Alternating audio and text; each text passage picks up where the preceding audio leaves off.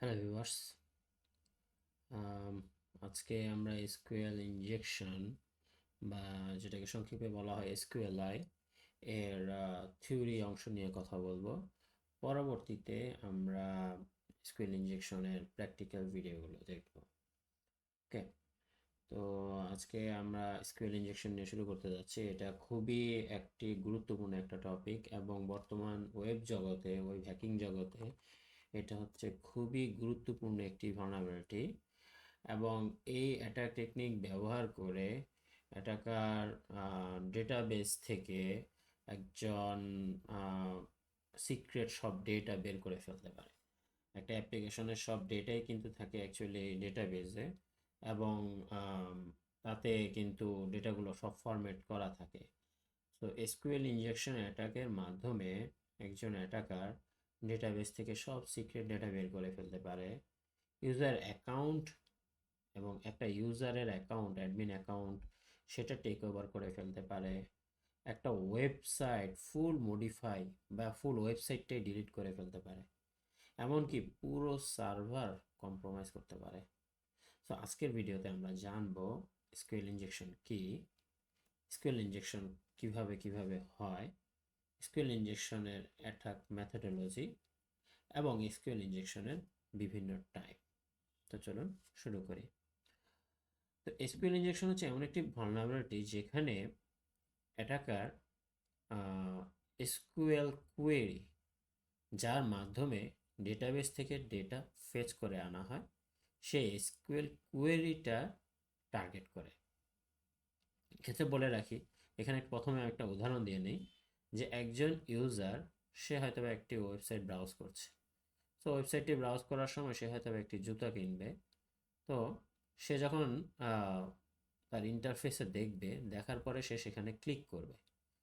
Click করার পরে কিন্তু যেটা হবে যে প্রত্যেক ওয়েবসাইটের, সাধারণত প্রত্যেক ওয়েবসাইটেরই একটা অ্যাপ্লিকেশন সাইট থাকে আর একটা হচ্ছে ডেটাবেস সাইট থাকে।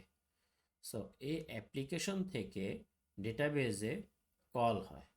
সে যখন জুতা সিলেক্ট করছে তখন কিন্তু select all from products fire category equals to shoes, এই ধরনের একটি কোয়েরি, এসকিউএল কোয়েরি ডেটাবেজে কল হয়েছে এবং ডেটাবেস থেকে যত ধরনের জুতা আছে সব জুতার ইনফরমেশনগুলো তাকে আবার শো করেছে।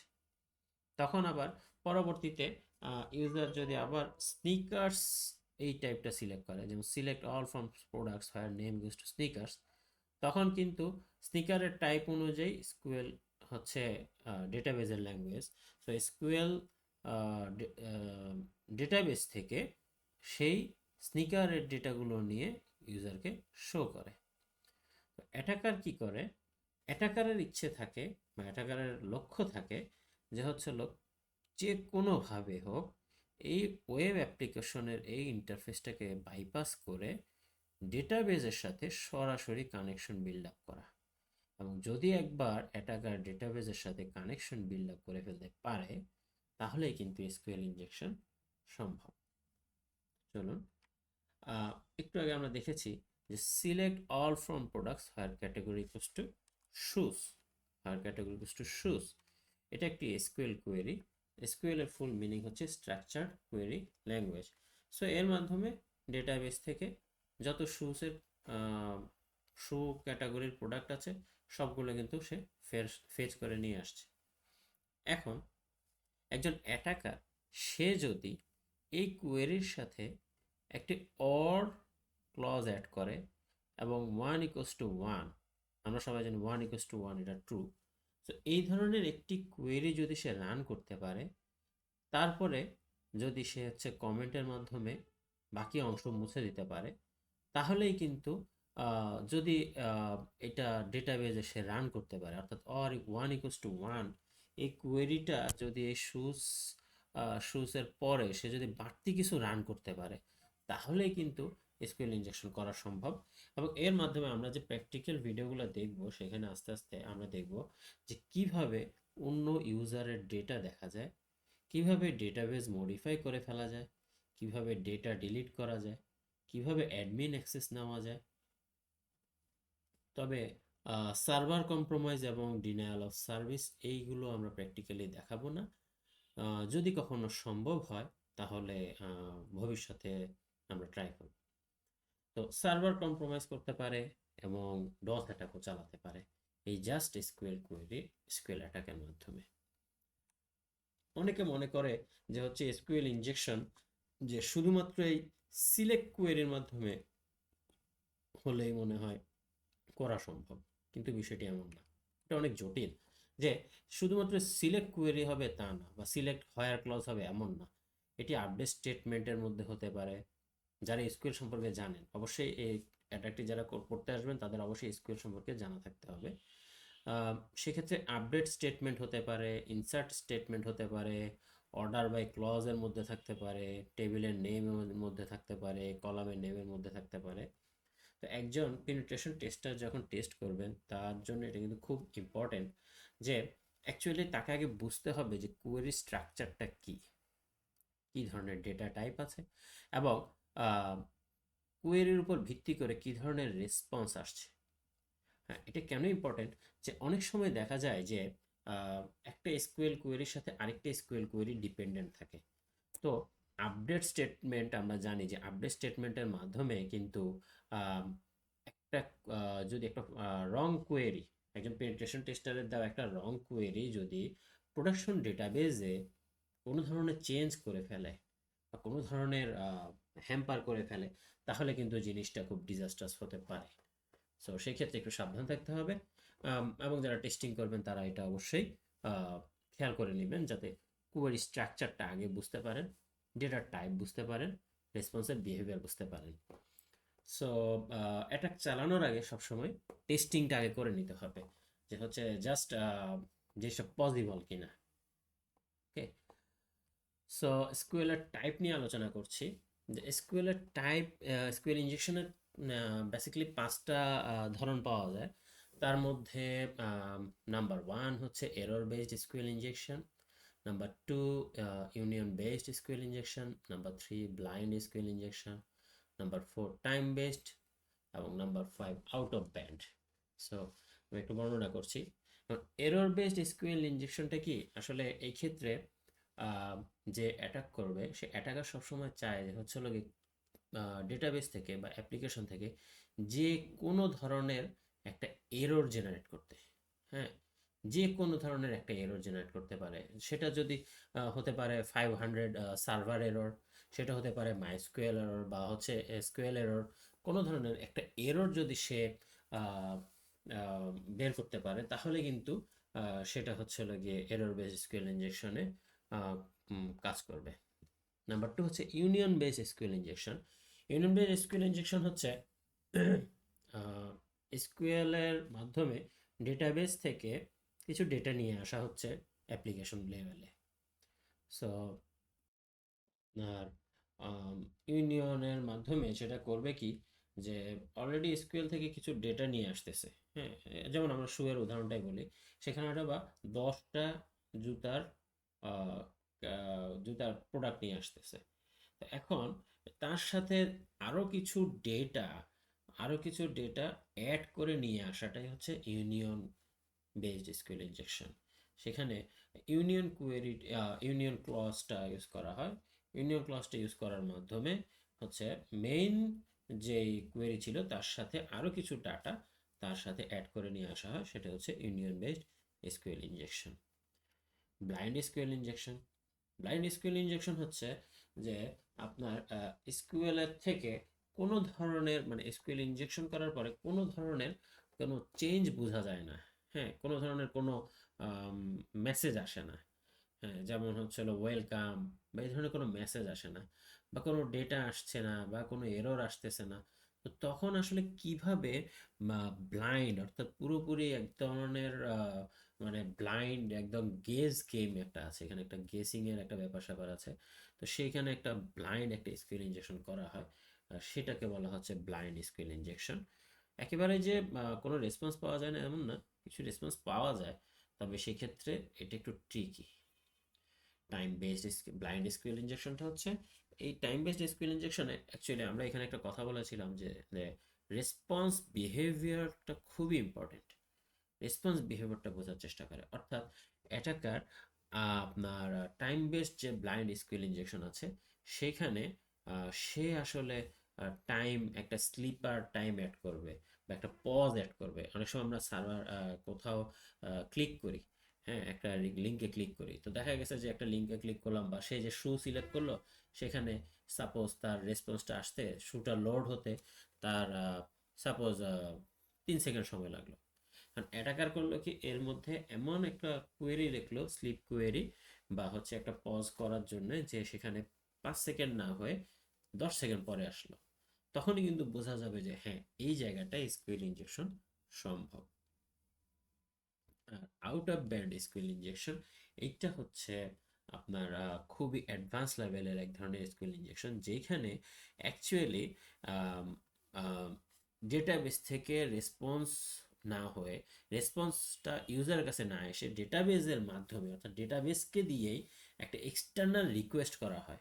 হ্যাঁ, ডেটাবেসকে আমরা জানি যে হচ্ছে লাগে ইউজার থেকে অ্যাপ্লিকেশন হয়ে ডেটাবেস, এবং ডেটাবেস থেকে অ্যাপ্লিকেশনে ইউজার। আমরা যদি মডেলটা একবার দেখাই, যে ইউজার থেকে অ্যাপ্লিকেশন হয়ে ডেটাবেস এবং ডেটাবেস থেকে অ্যাপ্লিকেশন হয়ে ইউজার, হ্যাঁ, এই মডেলে কাজ করে। কিন্তু আউট অফ বাউন্ড যেটা আপনার SQL injection, out of band, সেখানে আসলে কি করা হয়, সেখানে আপনার ডেটাবেসেরই কিন্তু কিছু ফিচার থাকে। হ্যাঁ, অনলাইনে যে ডেটাবেসগুলো থাকে সেগুলোর কিছু ফিচার থাকে, যেমন ডিএনএস লুকআপ করার, এসটিটিপি রিকোয়েস্ট সেন্ড করার, বা হচ্ছে ফাইল রিড বা রাইট করার, বা ইমেল সেন্ড করার কিছু মানে অ্যাবিলিটি থাকে। তো অ্যাটাকার এই মেথডগুলোকে, এই অ্যাবিলিটিটাকেই মিস ইউজ করে আউট অফ ব্যান্ড এসকিউএল ইনজেকশনে। সেখানে অ্যাটাকার হচ্ছে এমন একটা কাজ করে, যেমন সে ডেটাবেসকে বললো যে হচ্ছে গিয়ে যদি এটা হয়, যদি ইউজার নেম অ্যাডমিনিস্ট্রেটর হয়, তাহলে একটা ডিএনএস লুকআপ করো। হ্যাঁ, অ্যাটাকারের একটা ডোমেইন নেম আছে, সে বলে যে এই ডিএনএস লুকআপ করো। যদি আমরা জানি যে ডিএনএস লুকআপ হলে কি হয়, যে হচ্ছে গিয়ে যে সার্ভারে, যে সার্ভার হোস্ট করা থাকে তার কাছে কিন্তু একটা হিট যাবে, যে হচ্ছে গিয়ে এই নামে একটা ডিএনএস লুকআপ হয়েছে। তো তখন কিন্তু সে হচ্ছে এই এসকিউএল ইনজেকশন দিয়ে বুঝতে পারবে যে অ্যাটাকারের যে ইনপুট, সেই ইনপুটের কিন্তু একটা ইফেক্ট আছে। সো অ্যাকচুয়ালি মেইন জিনিসটা হচ্ছে ইনপুট করা, ইনপুটের সাথে সাথে একটা প্রসেসিং হবে, এবং তার একটা বিহেভিয়ার থাকতে হবে। ব্যাস, এটা হচ্ছে একটা এসকিউএল ইনজেকশনের মেইন শর্ত। তো অ্যাকচুয়ালি এর বাইরেও আরও অন্যান্য সিস্টেম থাকতে পারে। হ্যাঁ, এগুলো বর্তমানে জানা গেছে, এর বাইরেও আরও জিরো ডে ইনজেকশন মেথড আসতে পারে, আরও থাকতে পারে। তো আহ, আমার জানা মতে এই 5টাই আছে। এরপরে আমরা যাই যে এসকিউএল ইনজেকশনের আসলে অ্যাকচুয়ালি মেথোডোলজিটা কি। হ্যাঁ, নাম্বার 1 স্টেপটা হচ্ছে এন্ট্রি পয়েন্ট খুঁজে বের করা। অর্থাৎ অ্যাপ্লিকেশনের কোন পয়েন্টের মাধ্যমে ডেটাবেজের সাথে কানেকশন বিল্ড আপ করা যায়। সেটা হতে পারে একটা লগ ইন ফর্ম, যেমন আমরা ইউজার নেম পাসওয়ার্ড দিই একটা সার্ভার, একটা ওয়েবসাইটে ঢোকার আগে। তো তখন ইউজার নেমের জায়গায় ইউজার নেম এবং পাসওয়ার্ডের জায়গায় পাসওয়ার্ড দিলে সে সিস্টেম কি করে, সে হচ্ছে ডেটাবেজের সাথে চেক করে দেখে যে ইউজার নেম পাসওয়ার্ড ম্যাচ করে কিনা। যদি ম্যাচ করে সে একটা সেশন সেন্ড করে। তো এই লগ ইন ফর্মের মধ্যে কিন্তু, এন্ট্রি পয়েন্টের মধ্যে কিন্তু এসকিউএল ইনজেকশন থাকতে পারে। হ্যাঁ, যে কোনো ধরনের ফর্মের মধ্যে অ্যাকচুয়ালি এসকিউএল ইনজেকশন থাকতে পারে, বিশেষ করে পোস্ট রিকোয়েস্ট।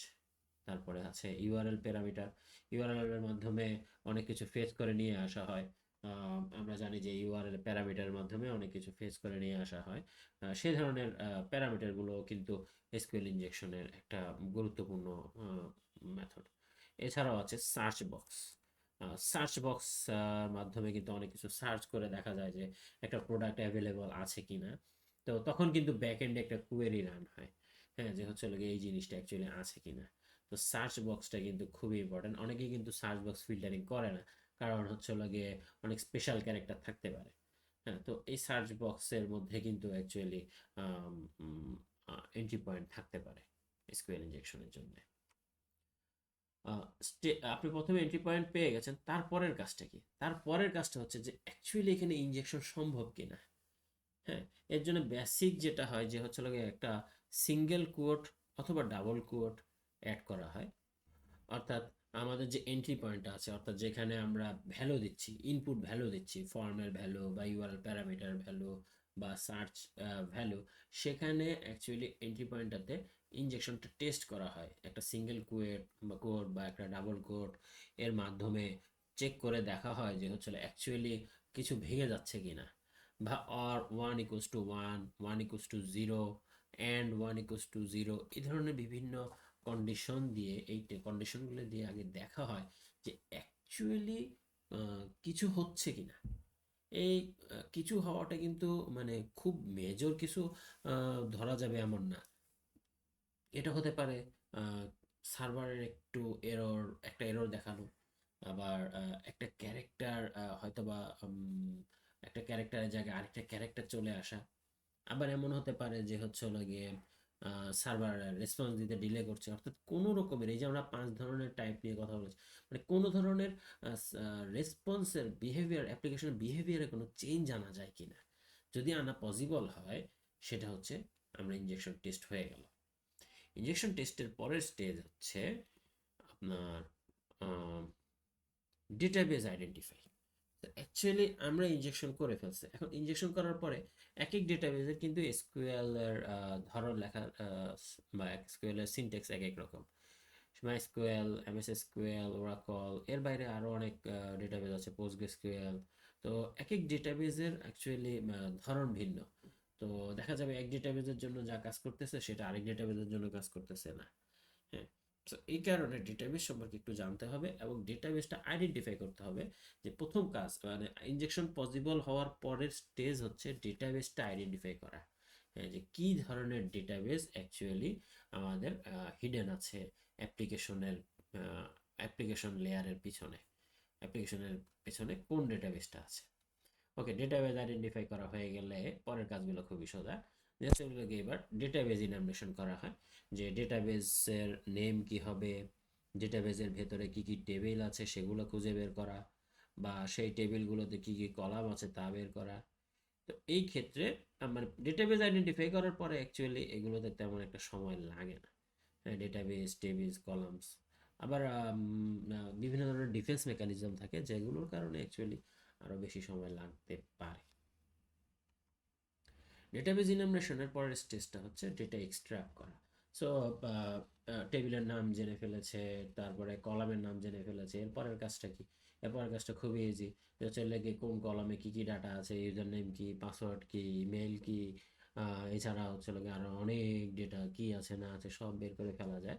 আমরা আমাদের একটা ল্যাবে দেখাবো যে হচ্ছে লোক কীভাবে এসকিউএল ইনজেকশন করার পরে, অর্থাৎ ডেটাবেস আইডেন্টিফাই করা হয়ে গেছে, তারপর হচ্ছে হলো গিয়ে ইউজার আইডি, টেবিল নেম বের করা হয়ে গেছে, তখন কিভাবে ইউজার নেম বা পাসওয়ার্ড হচ্ছে হলো ব্রুট ফোর্স অ্যাটাকের মাধ্যমে বের করা হয়, সেটা আমরা ডেটা এক্সট্রাক্ট করে দেখাবো।